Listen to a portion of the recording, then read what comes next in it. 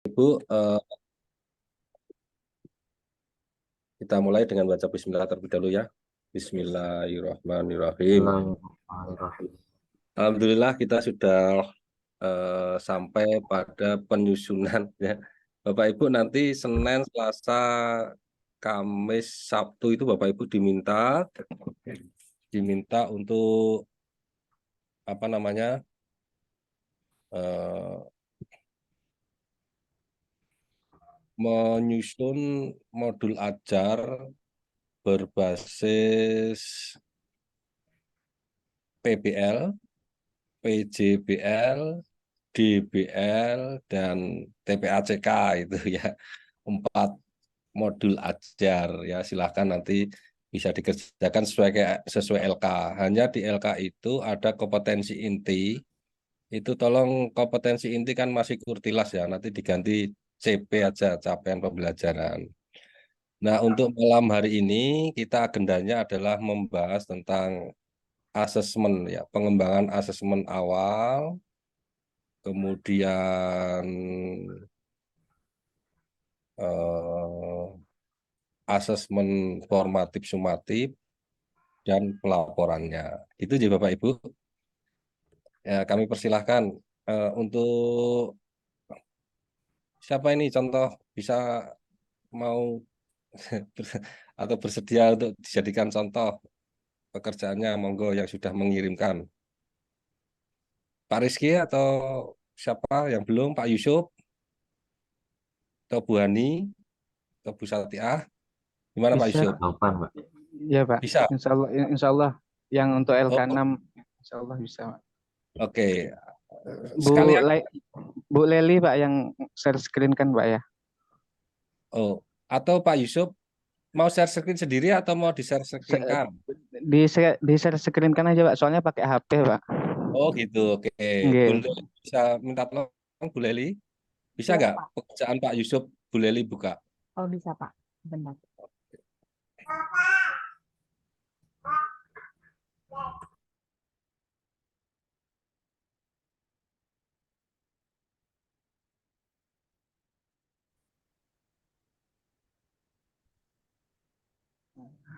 Mohon izin untuk mulai, Pak.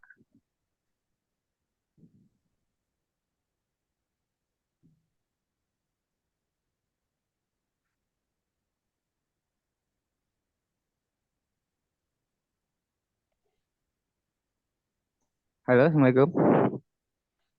Monggo Pak, monggo Oh, silakan nggih, langsung. nggih, terima kasih, Pak. Eh, yang kami muliakan Bapak dosen, Bapak Sigit, serta teman-teman mahasiswa PPG sekalian, pada kesempatan ini ya, izinkan kami untuk menyampaikan tugas LK6 terkait instrumen asesmen awal peserta didik yang telah kami buat. Langsung saja untuk mengefisiensikan waktu pada bagian A, LK6A terkait penyusunan instrumen asesmen awal.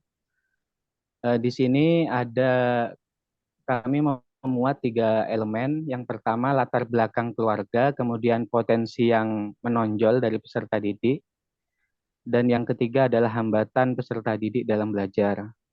Untuk elemen yang pertama, pada latar belakang keluarga, ada 6 poin, ada 6 instrumen pertanyaan yang menurut kami mewakili daripada latar belakang peserta didik khususnya di sekolahan kami. Yang pertama adalah tentang bagaimana peserta didik menggambarkan sosok ayah dan ibunya. Kemudian yang kedua, bagaimana hubungan dari peserta didik dengan kedua orang tuanya, yakni ayah dan ibu.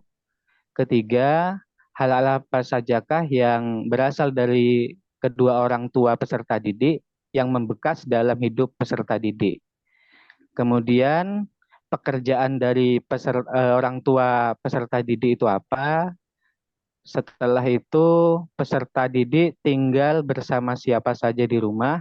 Dan yang terakhir, apakah ada masalah di rumah yang membuat peserta didik tidak nyaman? Kemudian hal tersebut mempengaruhi proses belajarnya di sekolah. Jadi dari 6 item pertanyaan ini menurut kami cukup mewakili daripada latar belakang keluarga dari peserta didik yang ada di sekolah kami. Selanjutnya untuk elemen yang kedua terkait prestasi yang menonjol, ada 4 pertanyaan. Yang pertama adalah apakah peserta didik memiliki prestasi akademik ataupun non-akademik? Selanjutnya, jika memiliki prestasi akademik atau non-akademik yang seperti apa yang pernah diraih oleh peserta didik? Kemudian mata pelajaran apa yang paling disukai oleh peserta didik, serta mengapa peserta didik menyukai pelajaran tersebut. Dan yang terakhir adalah kegiatan ekstrakurikuler yang seperti apa yang disukai oleh peserta didik dan mengapa atau kenapa peserta didik menyukai hal tersebut. Dan yang ketiga pada elemen hambatan, sama seperti elemen yang kedua, ada 4 item. Yang pertama, apa yang menjadi kendala dan masalah ketika peserta didik sedang belajar. Selanjutnya, menurut peserta didik, apakah ada yang salah dengan cara mengajar dari guru di kelas? Jika jawabannya iya, peserta didik itu menginginkan cara yang mengajar seperti apa? Selanjutnya, apa pelajaran yang menurut peserta didik paling sulit dan pada bagian mana yang paling sulit untuk dipahami? Dan yang terakhir, adakah teman kelas dari peserta didik yang membuat peserta didik merasa tidak nyaman sehingga hal tersebut merusak konsentrasi belajar dari peserta didik tersebut? Itu untuk pada bagian 6A. Selanjutnya, untuk bagian B, terkait pemetaan dari kemampuan awal siswa, di sini kami mengambil sampel 3 orang peserta didik, yang mana dari ketiganya ini berdasarkan observasi di kelas, mewakili dari 3 kelompok peserta didik. Maksudnya di kelas terdapat peserta didik yang kemampuannya di atas rata-rata, sedang-sedang, dan bisa kalau boleh dikatakan di bawah standar seperti itu. Nah, untuk hasil asesmen awal didapatkan dari peserta didik atas nama Hajizah di sini 60, kemudian Cynthia di bawahnya untuk nomor 2 itu 80, dan yang ketiga atas nama Cahaya itu sama seperti Hajizah 60 juga.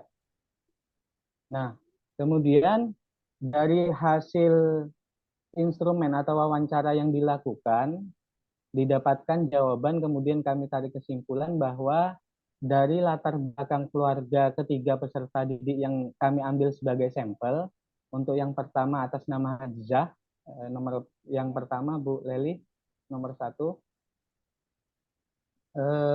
peserta didik ini yang bernama Hajijah ini tinggal bersama kedua orang tuanya. Kemudian hubungan dalam keluarganya pun tergolong harmonis dengan tingkat ekonomi menengah ke atas, bisa dikatakan mampu seperti itu. Adapun pekerjaan dari kedua untuk orang tuanya, khususnya ayahnya adalah seorang PNS, pegawai negeri sipil, dan ibunya mengurus rumah tangga seperti itu.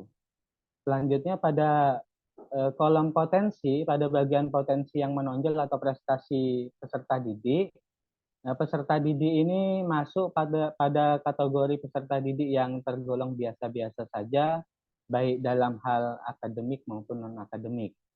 Dan hambatan yang kami peroleh dari jawaban yang telah kami sebar adalah karena peserta didik ini sering mengalami kantuk atau sering mengantuk dan mudah merasa bosan. Nah, jadi itu untuk hambatan dalam belajar peserta didik atas nama Hajizah. Untuk yang kedua, peserta didik atas nama Cynthia, ya. Pada latar belakang keluarga, peserta didik ini tinggal juga bersama kedua orang tua, namun memiliki hubungan yang boleh dikatakan kurang baik dengan ayahnya. berdasarkan keterangan peserta didik, sosok ayah menurutnya adalah sosok yang keras, di mana ayahnya tersebut sering memarahinya. Kemudian sebagai tambahan informasi juga, menurut keterangan dari peserta didik tersebut, ayahnya jarang pulang ke rumah dan diduga ayahnya memiliki istri simpanan seperti itu kalau boleh diungkapkan, Bapak. Nah, kemudian dari segi ekonomi, peserta didik ini juga masuk kategori kurang mampu seperti itu, di mana ayahnya hanya bekerja sebagai buruh lepas dan menurut keterangan juga kadang-kadang bekerja sebagai tukang parkir seperti itu. Kemudian yang cukup memprihatinkan juga adalah kondisi dari ibunya. Ibunya mengalami sakit atau bisa dikatakan sakit-sakitan karena sudah tua. Nah, sehingga hal tersebut berdampak pada peserta didik, di mana peserta didik harus mampu untuk membagi waktunya antara belajar dan mengurus ibunya yang sakit-sakitan tersebut. Nah, untuk potensi yang menonjol atau prestasi dari peserta didik atas nama Cynthia ini, peserta didik ini tergolong peserta didik yang berprestasi dalam hal akademik maupun non-akademik. Nah, dalam hal akademik, berdasarkan observasi kelas, peserta didik ini motivasi belajarnya bisa dibilang cukup tinggi. Dilihat dari antusiasnya ketika mengikuti pembelajaran. Tidak hanya pembelajaran PAI, pembelajaran pada mata pelajaran yang lain pun berdasarkan keterangan guru-guru yang ada juga sama. Atas nama Cynthia ini motivasi belajarnya tinggi. Kemudian untuk yang non-akademik, peserta didik ini menurut pengakuannya pernah menjuarai lomba ceramah tingkat kecamatan kalau tidak salah. Dan untuk hambatan, sebagai salah satu hambatan belajar peserta didik adalah ya tadi masalah waktu, karena kondisi keluarganya yang seperti itu, ayah yang sibuk bekerja dan jarang pulang, kemudian ibunya yang sakit-sakitan, sehingga hal tersebut mengharuskan dia membagi waktu antara belajar dan merawat ibunya, yang mana hal tersebut sedikit banyaknya pasti akan mempengaruhi konsentrasi belajar seperti itu. Dan untuk yang ketiga, peserta didik atas nama Cahaya. Peserta didik atas nama Cahaya, latar belakang keluarga, hubungan peserta didik dengan ayahnya berdasarkan pengakuannya kurang baik. Peserta didik sering mengalami kekerasan fisik menurut keterangannya. Nah, ayah dianggapnya sebagai sosok yang jahat. Kemudian dari segi ekonomi, keluarganya pun termasuk kategori menengah ke bawah dengan mata pencarian ayah yang serabutan seperti itu. Pada potensi dan prestasi peserta didik atas nama Cahaya, untuk akademik peserta didik ini tergolong standar, biasa-biasa saja. Sedangkan untuk non-akademik, peserta didik ini memiliki minat dalam hal olahraga. Pada cabang-cabang olahraga itu dia berminat. Kemudian untuk hambatan adalah motivasi belajar peserta didik ini tergolong rendah. Peserta didik sering merasa bosan, malas ketika pembelajaran. Kemudian pada bagian C, yang 6C, instrumen kebutuhan belajar dalam penugasan materi, di mana di situ terdapat tiga ragam. Yang pertama kesiapan belajar, kemudian gaya belajar, dan yang ketiga minat. Adapun instrumen pertanyaan untuk kesiapan belajar, yang pertama, apakah saat belajar peserta didik selalu bisa untuk berkonsentrasi pada materi yang dipelajari? Kemudian yang kedua, apakah peserta didik memiliki buku-buku atau sumber belajar yang diperlukan untuk pembelajaran? Yang ketiga, apakah peserta didik setiap hari rutin belajar ketika di rumah?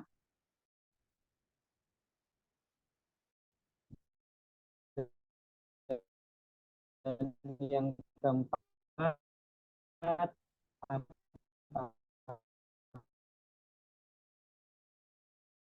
apakah peserta didik setiap itemnya mengakomodir 3 gaya belajar, di mana yang pertama gaya belajar auditori, kemudian kinestetik, dan visual. Adapun instrumennya yang pertama adalah bagaimana cara peserta didik menghafal. Pada bagian jawaban nanti peserta didik itu bisa memilih satu ataupun lebih dari 3 pilihan jawaban. Yang mana pertama adalah dengan membaca keras-keras. Ini mewakili dari gaya belajar auditori, kemudian dengan berjalan bolak-balik sambil menghafal, mewakili kinestetik, dan dengan membolak-balik buku sambil menghafal yang mewakili gaya belajar visual. Kemudian pertanyaan kedua, ketika membaca buku, peserta didik sering melakukan apa?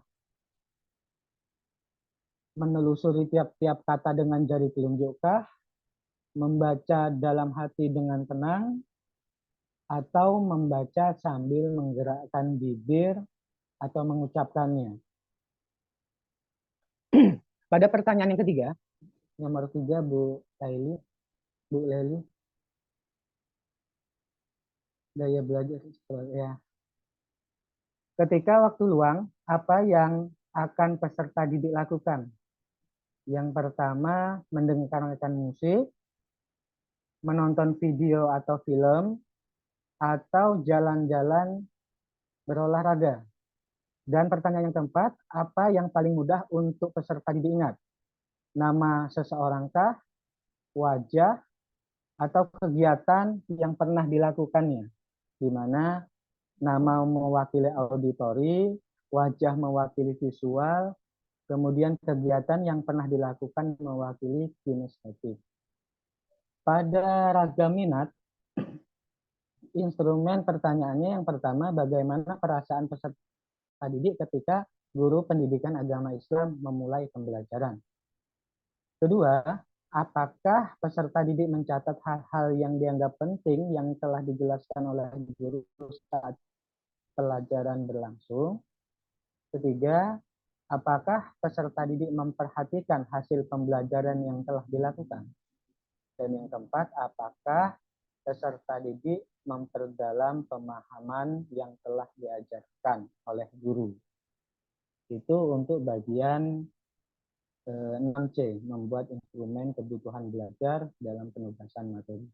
Selanjutnya, pada bagian penyusunan laporan pemetaan kebutuhan belajar, tetap pada 3 peserta didik tadi, Hajijah, kemudian Cynthia, dan Cahaya, yang mana peserta didik atas nama Hajijah, untuk kesiapan belajarnya, dalam hal kesiapan belajar, peserta didik dapat dikategorikan cukup siap karena memiliki dorongan untuk belajar. Hanya saja terkadang peserta didik mudah mengantuk dan bosan ketika pembelajaran.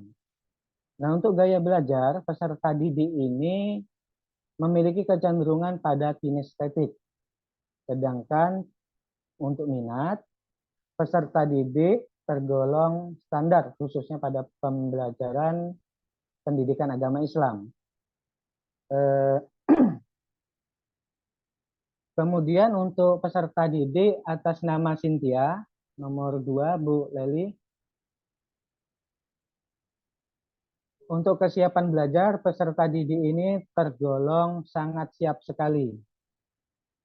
Sedangkan gaya belajar, peserta didik ini dalam pembelajaran lebih pada auditori. Untuk minat, peserta didik atas nama Cynthia pada mata pelajaran pendidikan Islam sangat tinggi. Hal ini terlihat dari antusias peserta didik ketika pembelajaran akan dilaksanakan, proses pembelajaran berlangsung, dan pendalaman materi pembelajaran saat di luar jam pembelajaran. Dan yang terakhir, peserta didik atas nama Cahaya, kesiapan belajarnya berdasarkan hasil wawancara yang telah dilakukan, peserta didik dalam kesiapan belajar tergolong kurang siap. Sedangkan untuk gaya belajar, peserta didik lebih cenderung atau lebih condong pada visual dan auditori. Dan untuk minat, ketertarikan peserta didik pada mata pelajaran pendidikan agama Islam tergolong sangat standar. Hal ini terlihat dari antusiasnya ketika pembelajaran akan dilaksanakan, proses pembelajaran berlangsung, dan pendalaman materi pembelajaran ketika di luar jam intrakurikuler seperti itu. Kiranya itu yang dapat saya sampaikan. Terima kasih, mohon arahan dan masukannya Bapak. Saya akhiri. Assalamualaikum warahmatullahi wabarakatuh. Sekalian, Waalaikumsalam warahmatullahi wabarakatuh. Sekalian ini aja Pak, formatifnya sudah dibikin belum Pak Yusuf? Formatif ya Pak. Bentar saya kirim ke Bu Leli dulu Pak ya.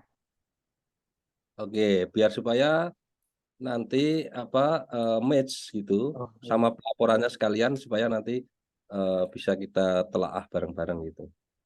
Sudah selesai Pak Yusuf? Sudah Pak, kalau yang formatifnya, bentar Pak ya.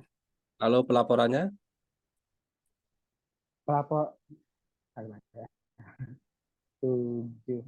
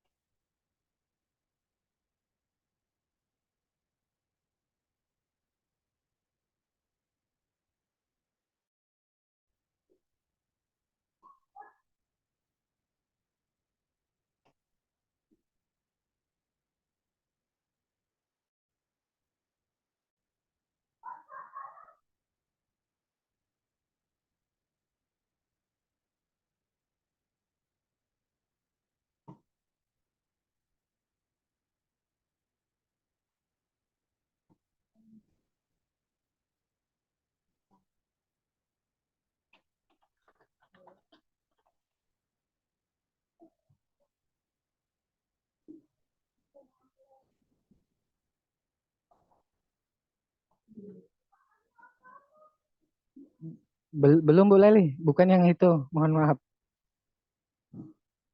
Lain yang itu Bu, mohon maaf salah Bu.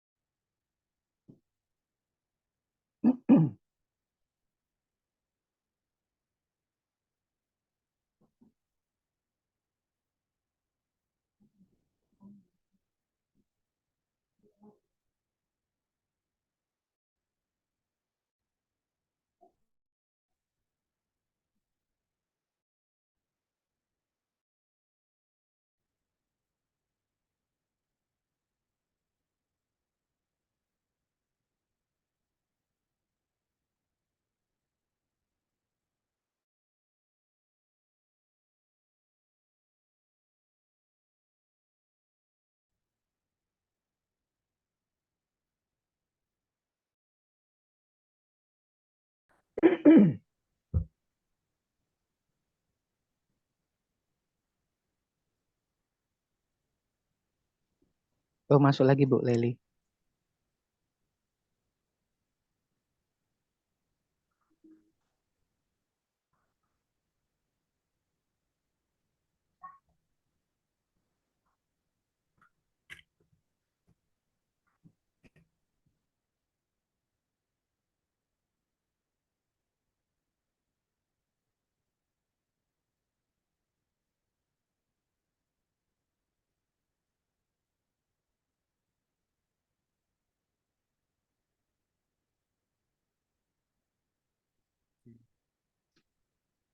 Assalamualaikum Bu Leli.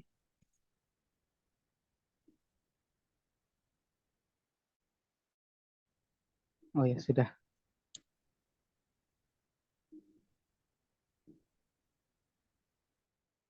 Bentar, Pak. Maaf ya. Scroll. Ya. Oke. Saya lanjutkan untuk LK7 terkait penyusunan KKTP, kriteria ketercapaian tujuan pembelajaran. Untuk rancangan KKTP menggunakan deskripsi, di situ dicantumkan nama, kemudian bidang studi, selanjutnya tujuan pembelajaran, di mana peserta didik dapat menganalisis pengertian, dalil, dan contoh perilaku berfoya-foya, riya, sum'ah, takabur, dan hasad. Untuk deskripsi kriterianya, peserta didik menunjukkan kemampuannya dalam membandingkan pengertian, selanjutnya menghubungkan dalil dan contoh perilaku berfoya-foya, riya, sum'ah, takabur, dan hasad. Selanjutnya, rancangan KKTP menggunakan rubrik. Pada rubrik KKTP di bawah Bu Leli,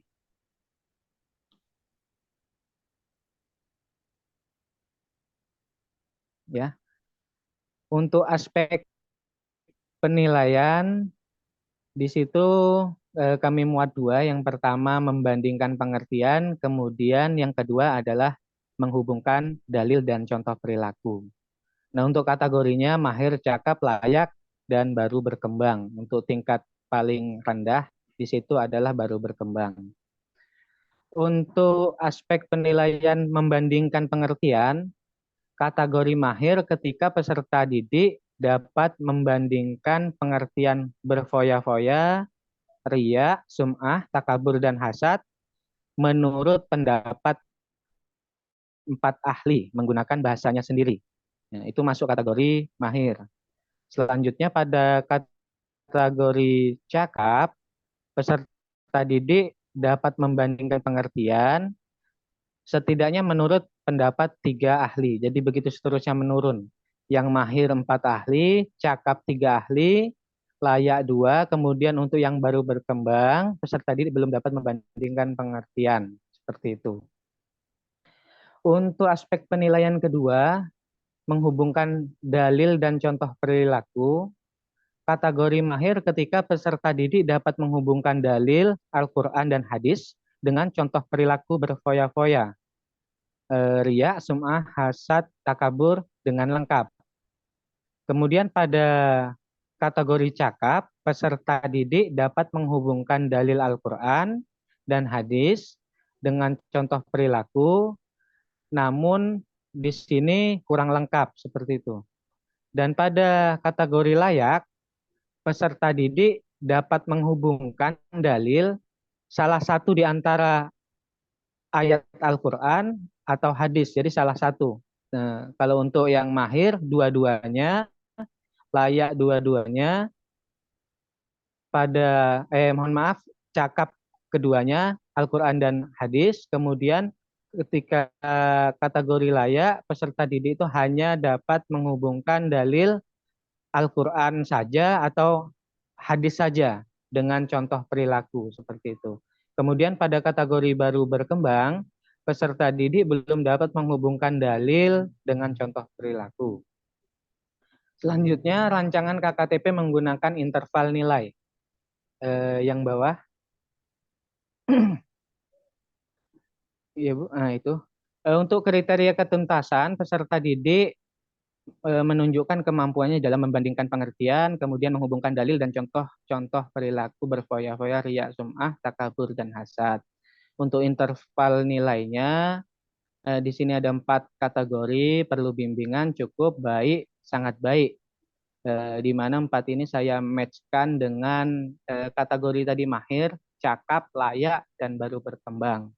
Di mana perlu bimbingan itu ketika 0 sampai 60, kemudian cukup mulai dari 61 sampai 70, baik 71 sampai 80, dan sangat baik mulai dari 81 sampai 100 seperti itu.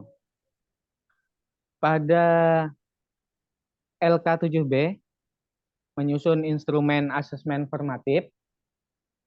Di situ sama untuk bagian awalnya nama, bidang studi, tujuan pembelajarannya, kemudian KKTP-nya, dan untuk teknik asesmennya adalah presentasi lisan atau non-tes. Ya.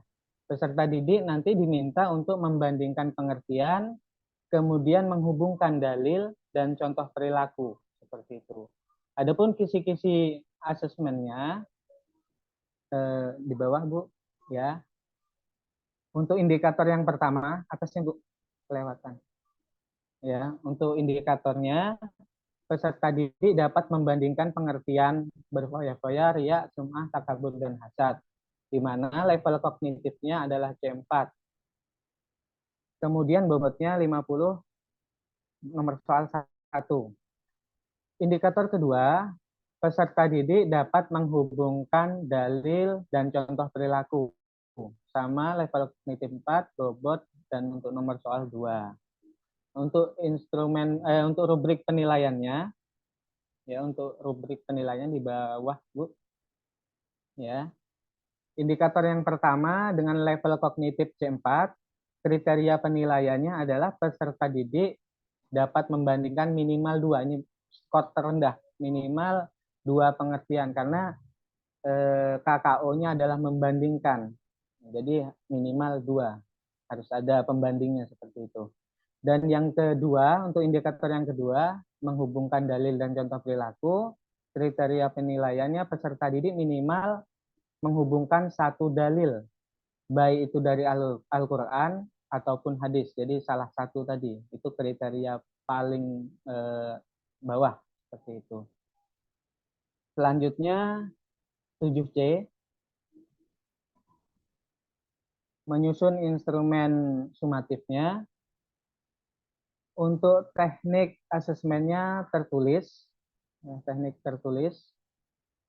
Kemudian untuk indikator yang pertama dengan level kognitif C4, nomor soal 1 dan 2 bobot 40. Kemudian karena di sini 2 item. Untuk indikator kedua yang peserta didik menghubungkan dalil dan contoh perilaku dengan level kognitif C4 bobot 60. Item nomor soalnya 3, 4, dan 5. Selanjutnya instrumen asesmen nomor 1. Jelaskan pengertian hasad menurut ahli. Di sini ada 2 pendapat ahli. Yang pertama Imam Al-Ghazali, kemudian Imam Al-Qurtubi. Kedua, di mana letak kesamaan pengertian isrof menurut pendapat Imam Al-Qurtubi dan Muhammad Quraish Shihab. Ketinggalan S-nya Quraish Shihab. Jadi peserta didik nanti diminta untuk menjelaskan. Ketiga, mengapa Quran surah Al-Isra ayat 26 dan 27 menjadi salah satu dalil dari perilaku berfoya-foya. Seperti itu. Dan kemudian untuk soal yang keempat, di situ ada Quran surah Al-Baqarah, dicantumkan ayat plus artinya, kemudian pertanyaannya adalah apa ayat tersebut, artinya Quran surah Al-Baqarah ayat 264 ini menjadi dalil dari perilaku apa. Kemudian peserta didik diminta untuk menjelaskan dan menunjukkan contoh perilakunya seperti itu. Pada item soal kelima, soal nomor 5 di bawah Bu. Lagi ya. Di situ disajikan sum'ah dan takabur. Pengertian dari sum'ah takabur. Kemudian peserta didik nanti dari dua sikap tadi, dari dua perilaku sum'ah, kemudian takabur, disuruh mencari di mana letak perbedaannya. Jadi di sini membandingkannya. Ya, letak perbedaan dari sum'ah dan takabur itu seperti apa, kemudian contoh perilaku dalam kehidupan sehari-harinya bagaimana.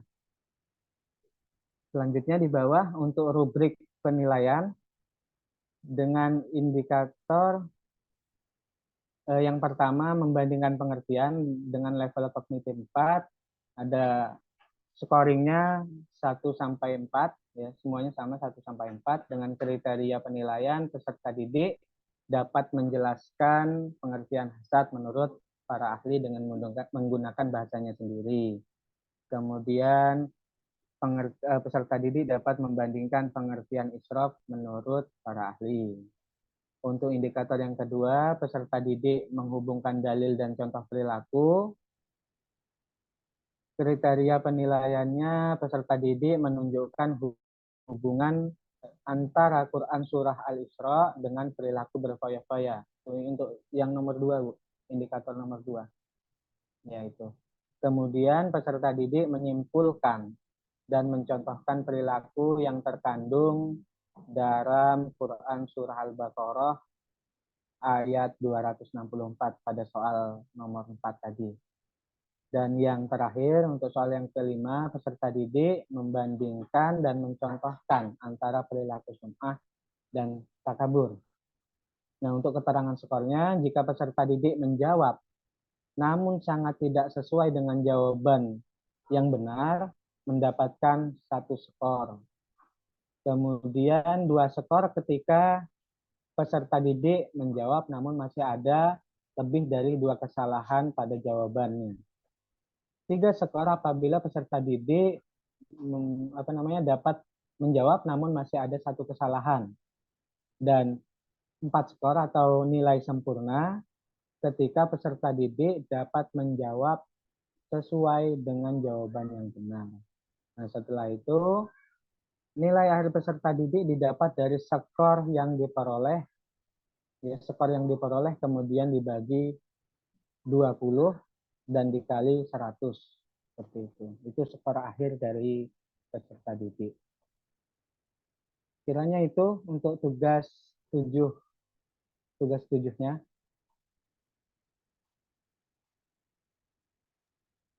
Kalian pelaporan, Pak? Pelaporan yang 8, ya Pak. Ya, biar supaya lengkap. Oh, ya, ya Pak.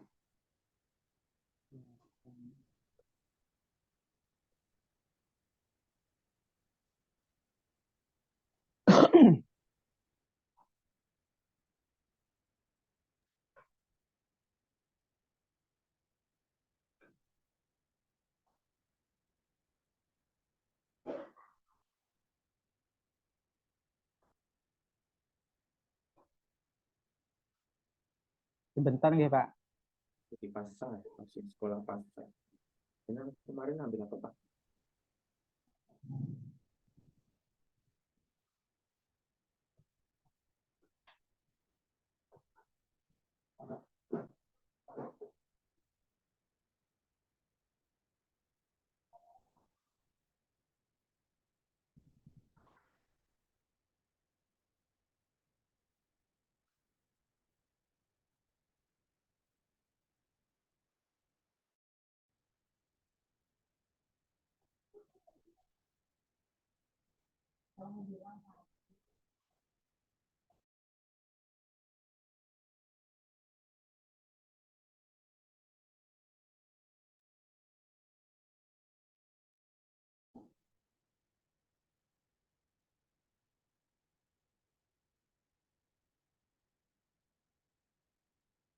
Untuk yang 8 LK8 tentang penyusunan rubrik asesmen,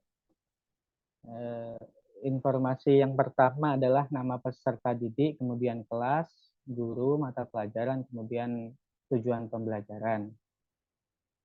Untuk aspek yang dinilai, sebagaimana indikator yang sebelumnya, yang pertama membandingkan pengertian, Kemudian yang kedua menghubungkan dalil dan contoh perilaku. Di situ terdapat 4 kriteria. Kriteria yang pertama untuk yang membandingkan, peserta didik membandingkan pengertian menurut pendapat 4 ahli menggunakan bahasanya sendiri. Kriteria kedua menurut pendapat 3 ahli. Kriteria ketiga 2 ahli. Dan untuk yang keempat, peserta didik belum dapat membandingkan, seperti itu. Dan yang menghubungkan juga sama seperti yang sebelumnya, peserta didik menghubungkan dalil Al-Quran hadis dengan lengkap. Kriteria kedua di bawahnya, Bu. Kriteria kedua, peserta didik, yaitu peserta didik menghubungkan dalil Al-Quran dan hadis. Jadi 2, Al-Quran iya, hadis juga iya, namun kurang lengkap. Yang ketiga, peserta didik menghubungkan dalil Al-Quran saja atau hadis saja dengan contoh perilaku. Dan yang keempat, peserta didik belum dapat menghubungkan dalil dan contoh perilaku. Selanjutnya, pada pengolahan hasil asesmen, sampelnya juga masih sama, 3 peserta didik tadi, Hajijah, kemudian Cynthia, dan Cahaya. Didapatkan pertama untuk membandingkan Bentar, pengertian. sebentar Pak Yusuf, Nggih, 759 itu ini ya, nilai skor ya? Iya Skor. Pak, nilai skor, nilai anak-anak ngerjakan itu. Oke, siap. Ya, lanjutkan Pak. Nggih, Pak. Untuk atas nama Hajijah, pada indikator yang pertama tadi membandingkan pengertian dapat nilai 75, kemudian menghubungkan dalil dan contoh perilaku dapat nilai 79. Kemudian nilai rata-ratanya 77 diperoleh dari 75 ditambah 79 dibagi 2. Nah, untuk deskripsi kemampuannya, Hajijah Nuraini ini cakap dalam membandingkan pengertian dan menghubungkan dalil dan contoh perilaku berfoya-foya, riak, sum'ah, takabur, dan hasad. Selanjutnya, peserta didik atas nama Cynthia, pada indikator yang pertama, yang tadi pengertian, tadi membandingkan pengertian, dapat nilai 87, kemudian yang kedua menghubungkan dalil dan contoh perilaku, mendapatkan nilai 75. Nah, di sini deskripsi kemampuannya, Cynthia di sini mahir dalam membandingkan pengertian. Kemudian untuk menghubungkan, di sini deskripsinya cakap. Nah, untuk nilai rata-ratanya adalah 81.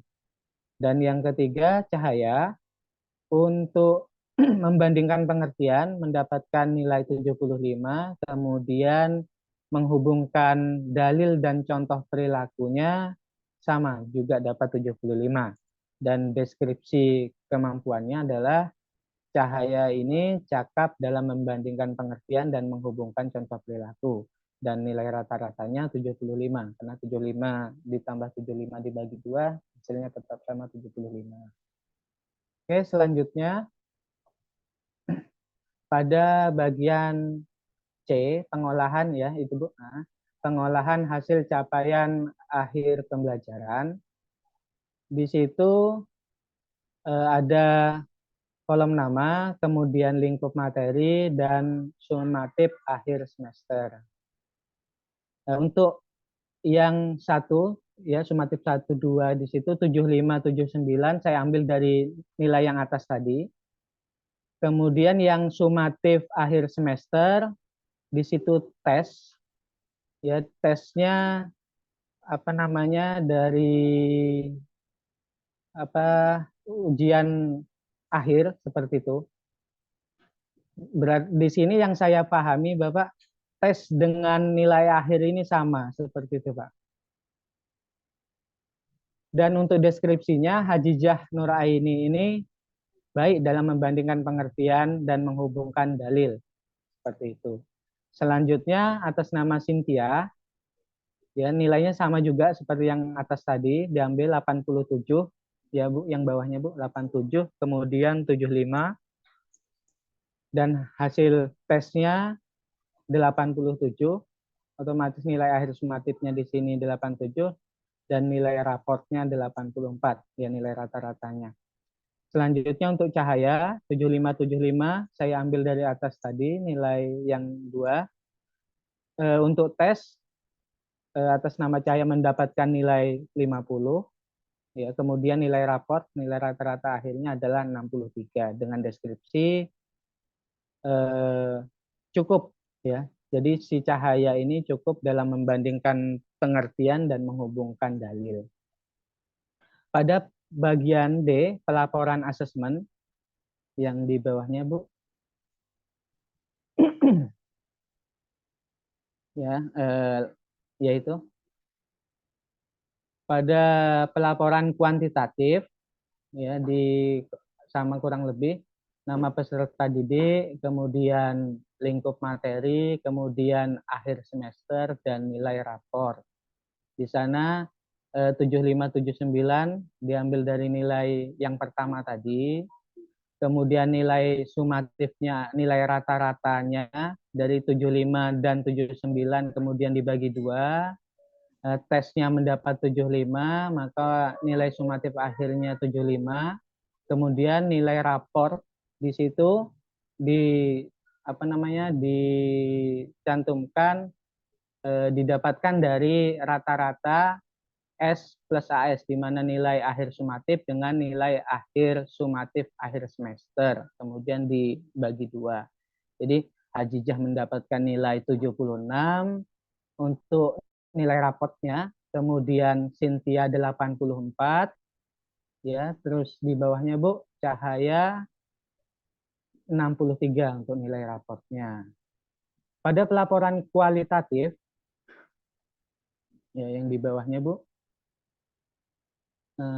kualitatif, ya, Hajijah untuk lingkup materi pengertian, kemudian dalil, contoh perilaku, ya, di situ sumatif 1, sumatif 2. Hajijah Nuraini ini baik dalam membandingkan pengertian dan juga baik dalam menghubungkan dalil dan contoh perilaku. Nah, untuk sumatif akhir semesternya, Hajijah Nuraini juga baik dalam membandingkan pengertian dan menghubungkan. Sedangkan nilai akhir semesternya, Hajijah Nuraini baik dalam membandingkan pengertian dan menghubungkan dalil dan contoh perilaku berfoya-foya, riya, sum'ah, ya, takabur, dan hasad. Selanjutnya atas nama Cynthia yang bawahnya, Bu. Ya. Cynthia Putri, ya, sangat baik dalam membandingkan.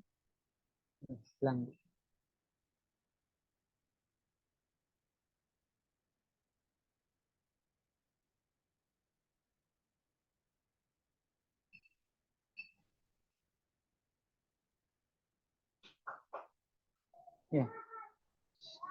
Cynthia Putri sangat baik dalam membandingkan pengertian, kemudian baik dalam menghubungkan. Setelah itu untuk akhir semesternya, Cynthia Putri sangat baik dalam membandingkan pengertian dan menghubungkan dalil dan contoh perilaku, seperti itu. Dan Cahaya Novianti, ya, untuk Cahaya juga sama baik dalam membandingkan, kemudian baik dalam menghubungkan. Sedangkan untuk akhir semesternya, di sini dideskripsikan bahwa Cahaya perlu bimbingan karena didapatkan nilai akhir semesternya itu 50, dan berdasarkan kriteria yang tadi, interval tadi, kalau 0 sampai 60 itu kan perlu bimbingan, seperti itu. Dan untuk akhir semesternya didapatkan deskripsi bahwa Cahaya cukup dalam membandingkan pengertian dan menghubungkan dalil dan contoh perilaku, seperti itu. Dan untuk yang terakhir, pada rapor kurikulum merdeka, di sini yang saya jadikan sampel adalah peserta didik atas nama Cynthia. Di situ ada nama peserta didik, NISN, sekolah, alamat, kelas, fase, semester, dan tahun ajaran. Nah, untuk mata pelajaran pendidikan agama Islam dan budi pekerti, nilai akhir yang diperoleh peserta didik atas nama Cynthia 84 dengan deskripsi capaian kompetensinya. Cynthia sangat baik dalam membandingkan pengertian dan menghubungkan dalil dan contoh perilaku, berkoya-koya, riya, sum'ah, takabur, dan hasad. Nah, mungkin sekian dari saya. Terima kasih Bu Leli atas bantuannya dan mohon masukan untuk Bapak, ya, dari Bapak untuk saya dan juga dari teman-teman. Nah, saya akhiri. Assalamualaikum warahmatullahi wabarakatuh. Waalaikumsalam warahmatullahi wabarakatuh. Moga Bapak Ibu jika ada masukan saran untuk Pak Taufan, Yusuf, monggo. Atau pertanyaan, monggo. Silakan Bapak Ibu. Kok beda dengan cara saya? Nah, monggo bisa didiskusikan di malam ini. Sebelum ke saya nanti sama Bu Asep nanti. Monggo Bapak Ibu.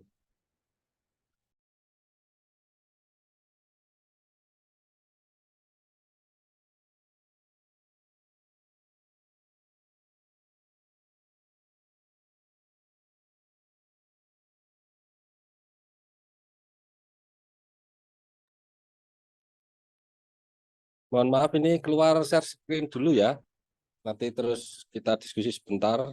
Ya, monggo Bapak Ibu jika ada masukan, saran atau mungkin pertanyaan ke Pak Taufan Yusuf atau mungkin Bapak Ibu punya alternatif lain, paradigma lain, cara pandang lain, monggo bisa disampaikan.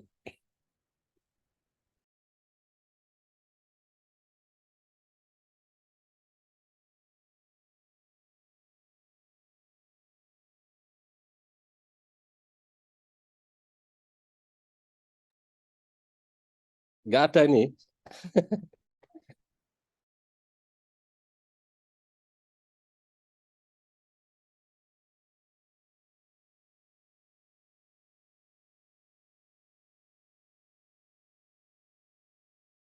Nah, ini. Peserta baru atau dari awal sudah ikut? Kan kadang 11, kadang 12.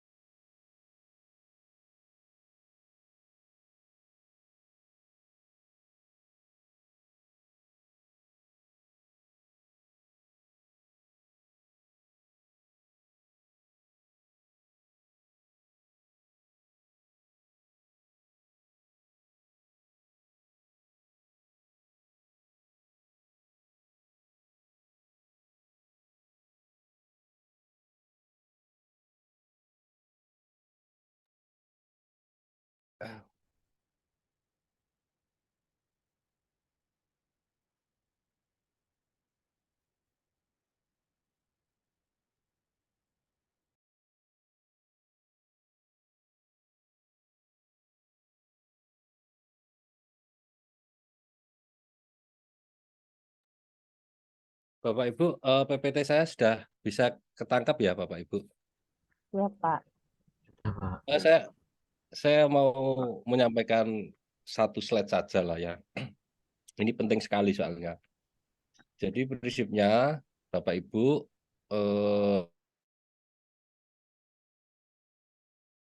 ini saya menerangkan berdasarkan intelijensi. Jadi anak itu terbagi menjadi 3 ya Bapak Ibu ya. Secara kognitif ya, intelijensi itu berkaitannya dengan kognisi ya. Ada yang anak IQ-nya di bawah 90 ya. Itu ya di bawah 90 sama di atas 120 ini ABK Bapak Ibu.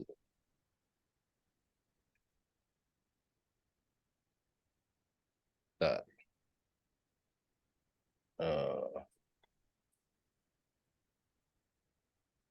tiba-tiba pulpennya hilang. Dan yang tadi.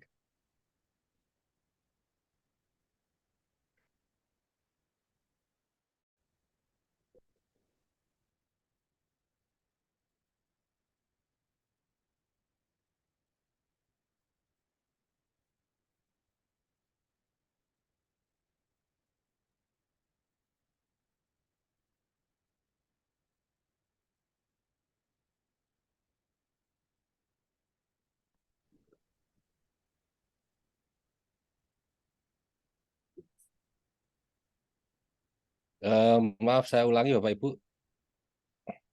Jadi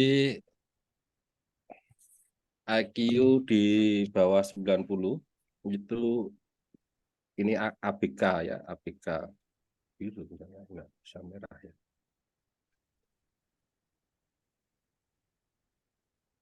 Kita kasih merah aja ya. Jadi ini ABK, ini ABK ya Bapak Ibu. Bapak Ibu kan di asesmen awal di modul ajar itu ada asesmen awal ya, yang tujuannya untuk mengetahui anak itu sampai asesmen awalnya seperti apa. Tadi sudah disampaikan panjang lebar oleh Pak Taufan Yusuf, sudah bagus ya. Nah ini untuk tambahan saja.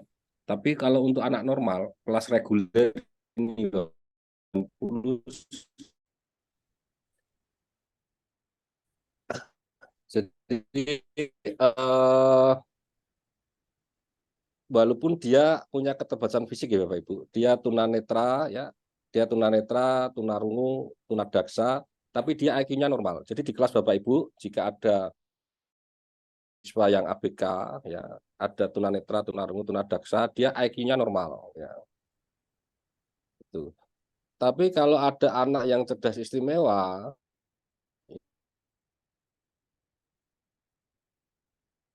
ini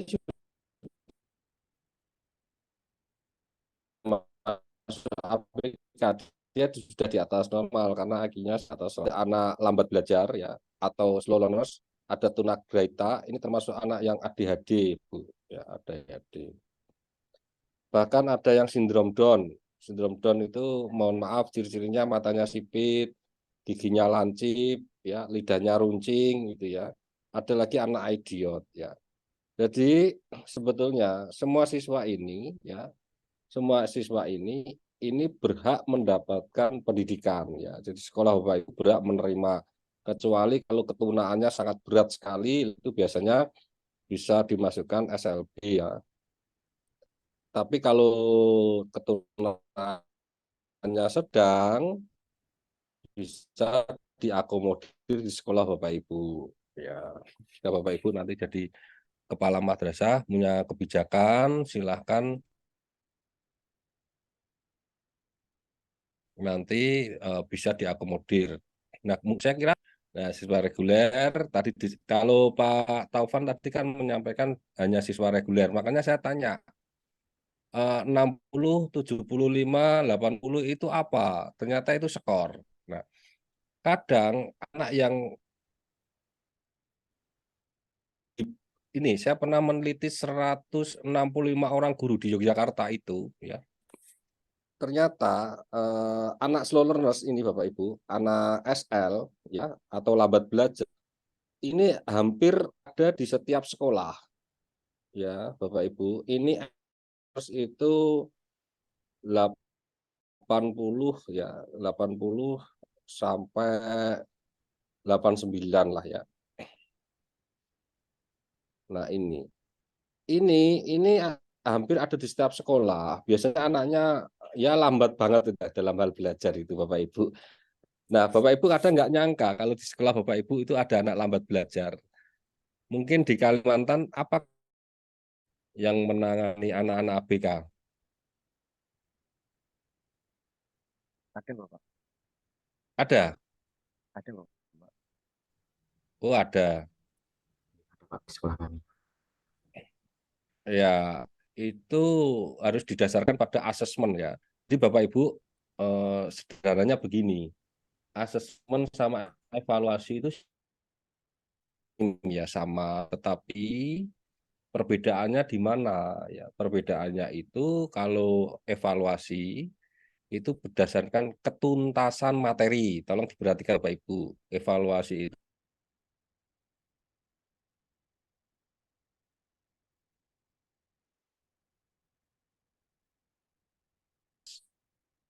telah memilih asesmen. Nah, ini Bapak Ibu, karena asesmen itu bukan ketuntasan materi, tapi ketuntasan individu, ya, ketuntasan individu, ya, ketuntasan individu dalam menguasai ya kemampuannya ya dalam penguasaan atau dalam penguasaan terhadap materi itu Bapak Ibu dibedakan ini. Kalau evaluasi itu berbasis penguasaan materi, jadi anak dipukul rata, materi harus tuntas, makanya muncul KKM. Betul Bapak Ibu gitu? Nah, tapi kalau penguasaan individu terhadap materi, ya ini beda, dua hal yang berbeda. Kenapa? Karena setiap apa individu itu punya keunikan sendiri-sendiri dan mempunyai kecepatan belajar berbeda-beda. Ini Bapak Ibu. Makanya muncullah yang disebut dengan asesmen awal dalam kurikulum pembelajaran kurikulum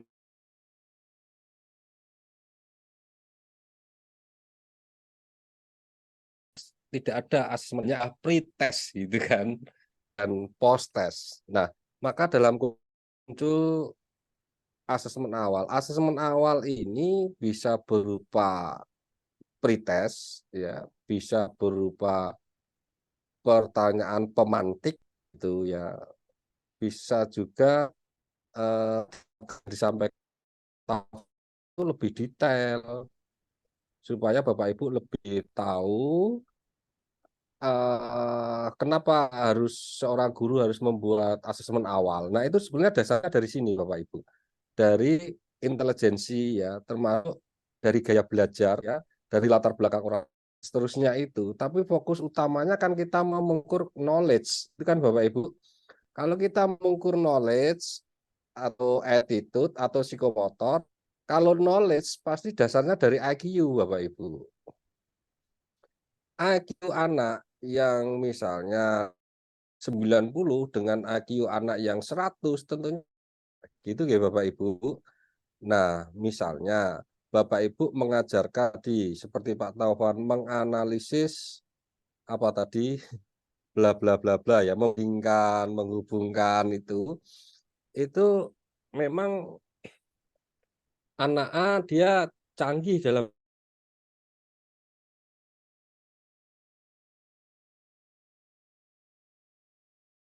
baik. Diharapkan nanti apa yang dibelajarkan ya kan ini Kumer itu kan nanti pendekatan pembelajarannya nanti walaupun nanti ada PBL, PJBL tetap menggunakan differential instruction ya. Jadi Bapak Ibu kan diminta membuat 4 modul ajar ya.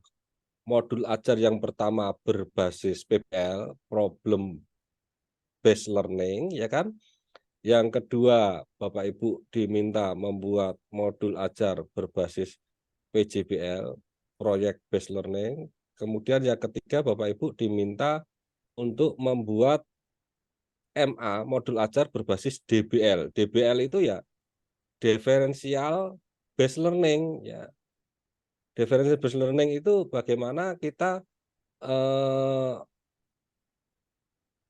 mengenali atau mengenal ya, atau ya mencermati atau mengenali anak-anak yang mempunyai keunikan yang berbeda-beda itu nanti bagaimana cara mengajar kita. Pakainya seperti apa. Yang terakhir Bapak diminta ya membuat modul ajar yang keempat ini ya, modul ajar berbasis TPEC. TPEC itu Technological Pedagogical Content Knowledge ya. Jadi nanti dalam Bapak Ibu mengajar itu ada content knowledge, itu adalah materi yang dikaji. Pedagogi adalah ilmu bagaimana cara Bapak Ibu mendidik mengajar ya. Ilmu pedagogi itu ya bagaimana Bapak Ibu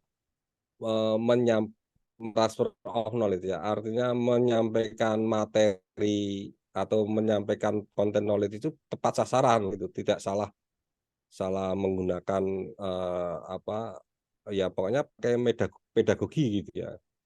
Kemudian kalau technological itu ya teknologinya, artinya teknologi itu harus terintegrasi ya, tidak bisa pisah dari PCK, pedagogical content knowledge, tidak bisa pisah dari CK, tidak bisa pisah dari pedagogical. Jadi umumnya di Indonesia itu kalau pakai PPT sudah TPACK, bukan seperti itu ya. Kalau pakai Google Classroom sudah TPACK, tidak ya. TPACK itu ya teknologi ya terintegrasi gitu Bapak Ibu. Pertanyaannya Pak, apakah boleh pakai teknological tradisional? Boleh, tetapi yang dimaksud di sini TPACK itu adalah berbasis IT, berbasis teknologi ya. IT itu bisa berbasis komputer, bisa berbasis internet gitu Bapak Ibu. Syukur Bapak Ibu kemarin sudah kita singgung ya, pekerjaan Bu Leli sudah menggunakan AI gitu kan. Pakai apa, chat GPT ya. Ya itu luar biasa, apalagi kita kalau bikin soal pakai itu ya ini akan lebih mempermudah pekerjaan Bapak Ibu. Kira-kira begitu Bapak Ibu. Jadi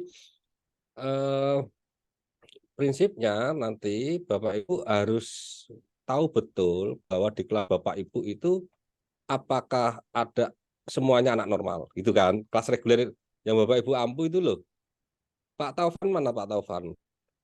Pak, Ini Pak, satu kelas berapa orang Pak Taufan? 20 sampai 23 sekitar itu Pak. Ya, yang pasti Oh, aja Pak. 21 Pak, yang ini Pak. Nah, 21. Apakah 21 itu dipastikan semua normal Pak? Untuk intelijensinya Kak Pak. Ya, Nah, kalau untuk intelijensinya karena belum pernah diadakan tes, saya belum berani jawab Pak. Tapi kalau observasi di kelas, sepertinya iya, seperti itu Pak. oke. Ya, mudah-mudahan semuanya normal lah ya. Amin. Tapi kalau ada anak yang lambat belajarnya, lah ini patut diwaspadai, jangan-jangan IQ-nya di bawah 90. Maka nanti ketika melakukan asesmen ya harus ada asesmen, 2 asesmen. Satu asesmen siswa reguler, satu asesmen untuk anak yang slow learners atau lambat belajar. Jadi nanti instrumennya 2, baik itu di formatif maupun sumatif. Gitu ya Bapak Ibu. Jadi kalau formatif itu kan fokusnya di proses ya. Formatif itu proses. Kalau sumatif itu di akhir. Gitu. Itu Pak Taufan. Ada pertanyaan Bapak Ibu? Izin bertanya boleh nggak Pak? Oh boleh. Nah, Ini ini Pak, berarti idealnya kalau peserta didik baru masuk sekolah itu diadakan tes intelijensi gitu Pak ya, sebenarnya harusnya Pak ya.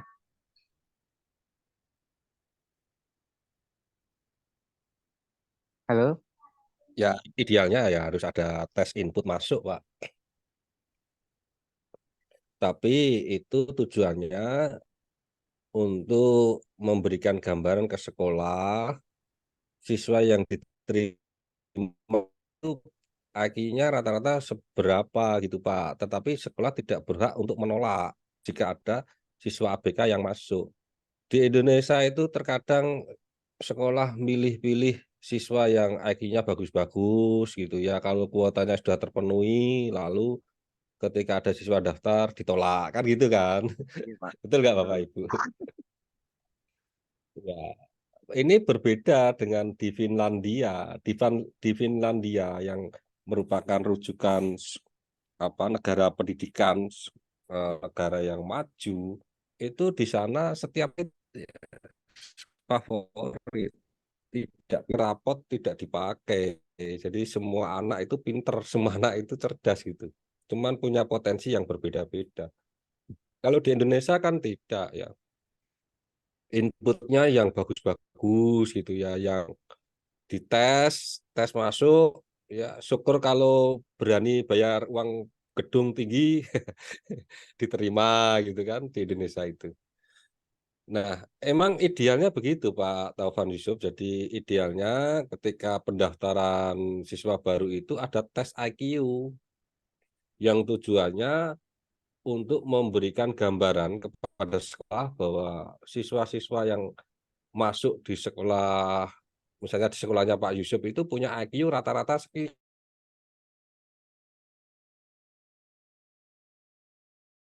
Kenapa yuk Pak? Ya, dari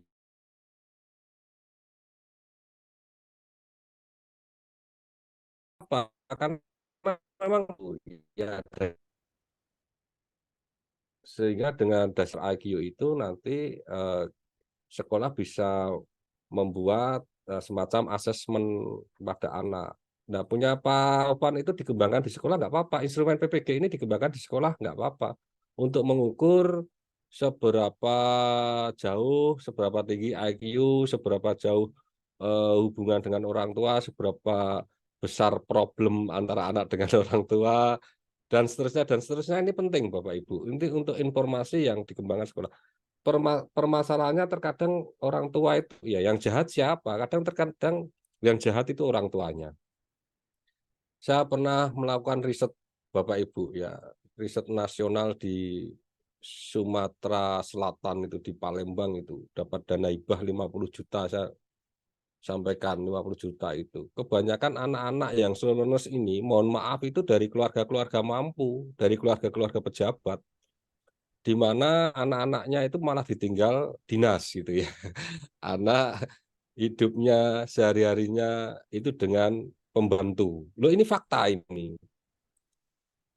Ya, yang orang tuanya sibuk ya keluar kota, dinas luar kota, kadang pagi pergi, sore baru pulang, anak sudah tidur, pergi, anak belum bangun gitu.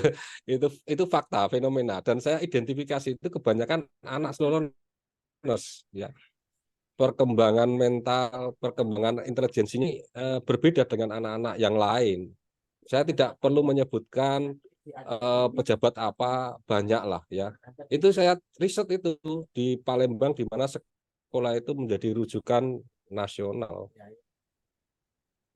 Itu Pak Taufan. Jadi hati-hati Bapak Ibu kalau memang sibuk. Ya, prinsipnya begini, saya kasih tahu. Halo, suara saya jelas ya? Jelas, jelas. Yes, Pak. Prinsipnya begini Bapak Ibu.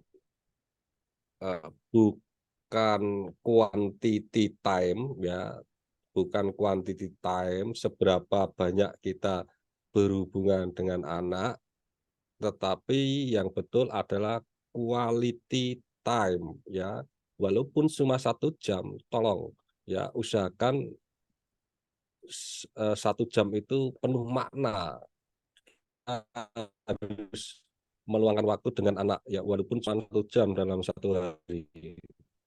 1 jam bermakna itu lebih bagus daripada seharian dari pagi sampai sore sampai malam dengan anak tapi nggak ada kesan apapun bagi anak. Nah itu ya Bapak Ibu ya kata kuncinya di situ. Jadi yang ini menurut beberapa ahli ya yang betul eh, boleh Bapak Ibu pakai apa yang ngomong itu boleh, tetapi prinsipnya ya itu bukan quantity time tapi quality time.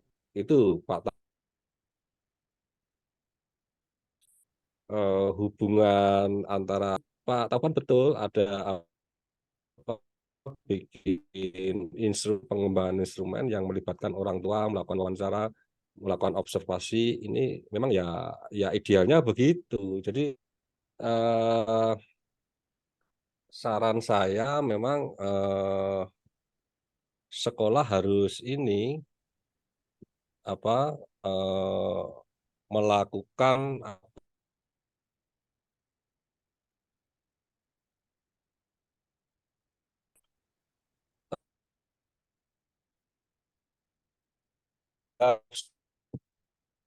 lah ya Pak, observasi bukan tes lah ya, baru gitu Pak Taufan. Bahasanya observasi ke siswa baru gitu. Itu Pak Taufan. Ada yang lain Bapak Ibu? Atau Pak Taufan mau tanya lagi kurang Pak? Oh.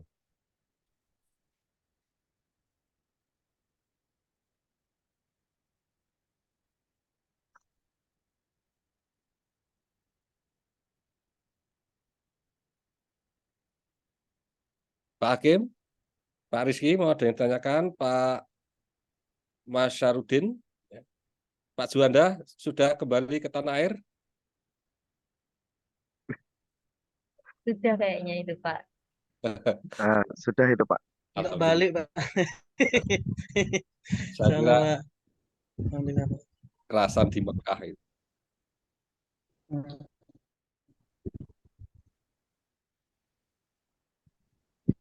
Pak Mubarok, monggo. Atau sudah cukup? Boleh tanya Kak, Pak? Oh boleh, boleh. Monggo Bu Ani. Oke. Baik Pak, Assalamualaikum wabarakatuh. Waalaikumsalam warahmatullahi wabarakatuh. Mohon maaf Pak, di sini saya ingin di sini saya ingin bertanya terkait penugasan di LK yang ke-9. Kan di situ Bapak bilang kita harus menyusun 4 modul yang terkait dengan PBL, PJBL, DBL, sama TIPEK gitu Pak ya.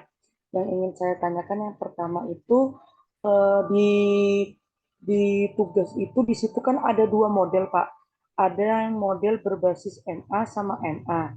Saya sih dari tadi tuh buat tapi saya bingung Pak. Maksudnya karena setelah saya backgroundnya hanya SMA, apakah saya harus membuat itu atau saya langsung ke modul ajar yang lengkap Pak, versi lengkap bahasanya gitu Pak di tugas.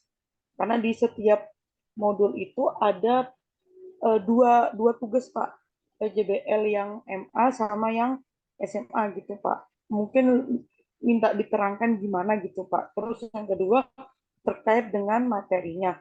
Kan materi saya kan satu aja Pak tentang akhlak. Apakah itu boleh diterapkan ke 4 modul itu tapi dengan menggunakan desain yang berbeda? PBL, PJBL, DBL, dan TIPEK-nya.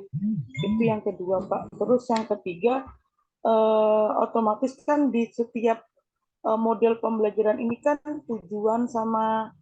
tujuannya itu kan berbeda Pak ya. Kalau misalkan PJBL kan berarti harus ada produk yang harus dibuat oleh peserta didik. Nah itu apakah tujuan pembelajarannya itu kita sesuaikan saja atau tetap aja jadi berubah-ubah gitu Pak? Gimana ya? Ini jadinya. Itu dulu mungkin Pak. Terima kasih. Baik, Mohon Gani. arahannya Pak. Bu Ani tanya, yang bertanya Bu Ani ya. Ya, Bu Ani bingung bingung dengan pertanyaannya. Tapi nggak apa-apa, saya mampu menangkap. Ya memang kadang orang tanya itu ya kadang bingung pertanyaannya. Jadi ini Bu, saya sudah buatkan konten tempatnya lah sederhananya gitu, tempat-tempatnya di LMS ya. Hari Senin, Selasa, Kamis sama Sabtu nggak salah. Tapi nanti tolong ya Sekali. nah itu betul SMA Muhammadiyah ada. Ada MA itu Madrasah Aliyah itu punya NU ya. Kalau pakai NU gimana? Waduh, repot lagi nanti ada Gimana Pak MII. Juanda? Ada banyak nanti versinya. Prinsipnya begini Bu, LK yang sudah saya yang sudah saya masukkan di LMS diisi saja gitu, dipenuhi 4 itu gitu aja.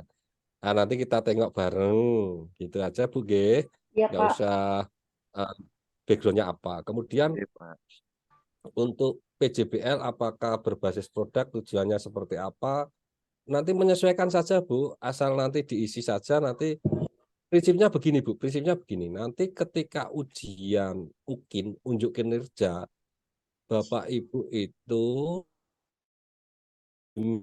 minta mengupload video, ya video ya paling nanti bagaimana Bapak Ibu mengajar ya. Jadi nanti video Bapak Ibu itu akan dinilai oleh penilai penguji ya, bagaimana Bapak Ibu melaksanakan praktek pembelajaran gitu ya. Satu itu PP itu namanya. Dan itu durasinya kalau nggak salah saya yang terbaru saya kurang tahu, biasanya 15 sampai 20 menit ya. Itu nanti tolong didesain sebaik mungkin mulai dari Pembukaan.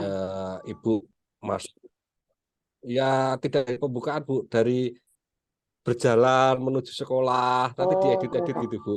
Kemudian siswa baris di depan, terus sekolah Ibu di video gitu kan. Terus ruangan kepala sekolah, ruangan Ibu dan seterusnya fasilitas sekolah monggo. Tetapi nanti prinsipnya nanti harus ada pembukaan ya. Jadi langkah-langkah pembelajaran itu nanti prinsipnya ada di situ. Pembukaan, Ibu misalnya memberikan motivasi, nanti bapaknya dikasih tes itu. Ibu melakukan apa? Ini saya kasih strateginya. Sehingga nanti kegiatan inti, misalnya Ibu melakukan PBL, maka di kegiatan inti, misalnya PBL itu kan ada 5 langkahnya. Yang pertama orientasi masalah, ya kan? ya. Nanti bawah dikasih aja tulisan orientasi masalah. Ibu meminta siswa melakukan pengamatan video misalnya ya. Kemudian yang kedua, langkah kedua mengorganisasi siswa. Nah, itu di situ Ibu membagi kelompok misalnya. Nah, itu Ibu menjelaskan tetapi nanti dieksplisitkan ada penjelasan teksnya di bawah ya. Tolong diusahakan nanti rapi bajunya ya. Yang laki-laki berdasi ya pakai peci diusahakan itu ya. Yang ibu-ibu juga sama nanti paling enggak ya pakai jas perempuan lah ya, atau yang penting kontras cocok itu antara jilbab hitam misalnya ya. Atau jangan jilbab merah itu kan enggak enak ya. Nah, Kemudian sering senyum ya, senyum ke kanan 2 cm, ke kiri 2 cm ya. Jangan pakai wajah masam, wajah cemberut, hilangkan itu. Karena itu dinilai Bapak Ibu nanti. Nilainya tinggi itu. Ya, tatapan mata yang soft gitu ya. Ya, sering mengangguk-angguk kepalanya, jangan terlalu tegang gitu ya. Kemudian persentase jalan, persentase duduk ini diatur, Pak. Jadi guru itu jangan duduk terus, jangan jalan terus, capek nanti. Ya, terus kadangkala menghampiri anak-anak gitu ya Bapak Ibu ya. Bukti bahwa kita itu perhatian, empati kepada mereka. Kira-kira begitu Bapak Ibu. Nah, itu. Jadi 1 PP itu praktek pelajaran. Yang kedua, Bapak Ibu, pertanyaan Bu Hani ini terkait materi. Tolong misalkan materinya 2 Bu Hani. Jangan 1. Kalau 1 nanti nggak ada pilihan.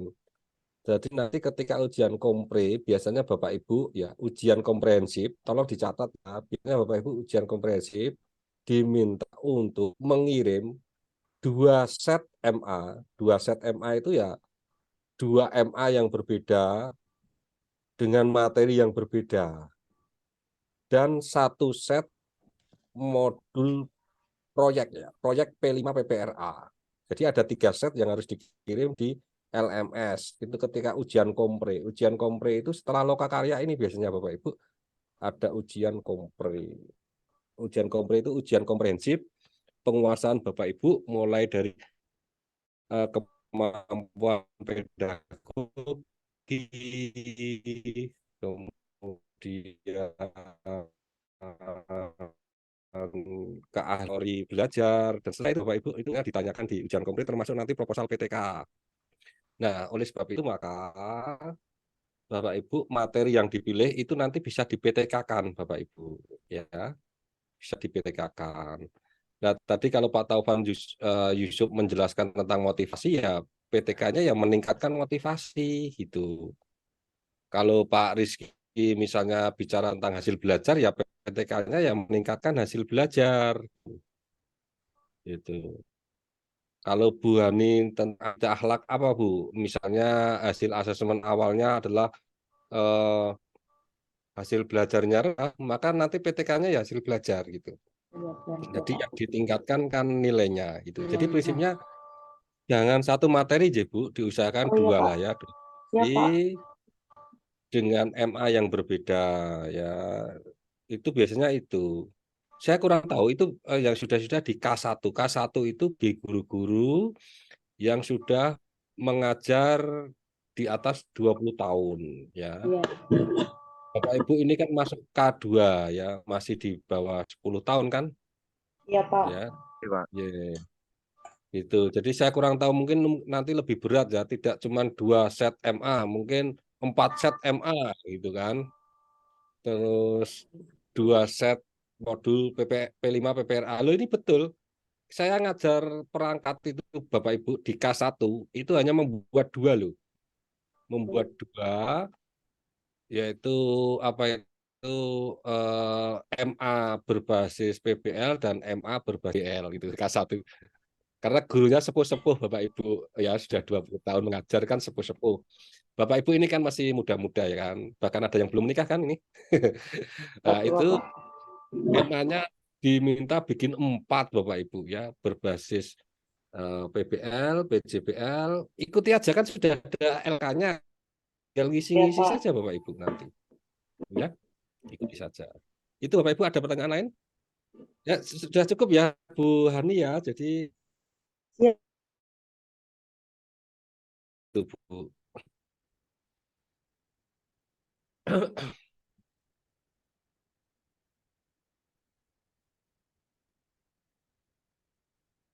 Oke, ada yang lain Bapak Ibu? Cukup? Saya agendakan nanti malam Sabtu lah ya, malam Sabtu kita cek ya. Saya ingin tahu Bapak Ibu MA modul ajar, karena ini kompleks ya. Modul ajar itu mulai dari informasi umum ya Bapak Ibu. Informasi umum itu ya sekolahnya di mana, materinya apa, semester berapa gitu Bapak Ibu. Sampai nanti daftar pustaka ya, ada daftar pustaka referensi ya. Nanti ada kegiatan pembelajaran awal, ya pendahuluan, kegiatan inti, kegiatan penutup, dan seterusnya itu. Nah, itu Bapak Ibu silahkan nanti diluangkan dalam LK itu. Itu Bapak Ibu dinikmati aja, nanti kalau sudah dimasuk-masukkan kan nanti bisa sendirilah ya. Iya, Pak. Oke. Siap, Pak. Siap. Ya, memang apa ya, masalah itu semakin tinggi itu ya semakin terpaan anginnya semakin kenceng. Kalau masalah kita waktu SD kan hanya rebutan permen gitu kan. Nah, ini kalau sudah apa sudah jadi Bapak Ibu guru ini ya masalahnya semakin banyak, semakin kompleks. Ya kalau kita syukuri ya, kita nikmati, mudah-mudahan masalah sekarang nanti ya kita kalau kita bersyukur nanti akan suatu saat dikasih masalah yang lebih besar lagi ya, masalah yang lebih berat lagi ya. Itu dalam rangka menyambut itu sebetulnya ya Bapak Ibu. Jadi kita Iya, nikmati saja. Oke. Gitu Bapak Ibu cukup? Siap, Pak. iya, Pak. Insya Allah cukup, Pak. Ya, oke.